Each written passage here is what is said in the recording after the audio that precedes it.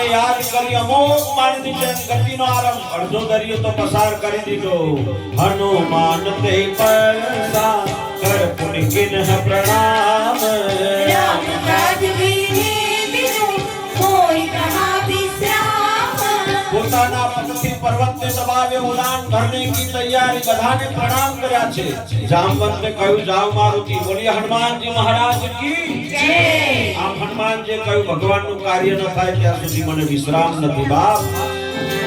મંગલ ભવન અમંગલ હારી નવમ સુદસરત યતિર બિહારી જાત પવન સુત દેવ દેખા જાને કૌતલ ભૂતિ વિશેષા સુરસા નામ અહિન के माता પટેલ નાય કહી દે પાતા आज सुरन मोहि दीन आहारा સુન સબ જન કહ પવન કુમારા राम काज कर फिर मैं आओ ગીતા કઈ સુધી પ્રભુ સુનાવો हनुमान जी महाराज ની યાત્રામાં પહેલો વિઘ્ન સુરસા નામની સરકી આવી અને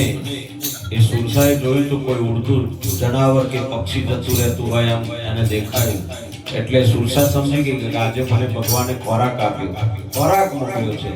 એટલે જેમ જેમ નિકટ ગઈ તો ખબર પડી કે આ તો કોઈ વાનર રૂપ છે એટલે હનુમાનજી પ્રગટ થયા અને કીધું કે માતા હું સત્ય કહું છું અત્યારે મને જવા દો અને હું જ્યારે પાછો વળું ને ત્યારે ખુશીથી મને ખાઈ લીધે હે પણ સુરસા માની નહીં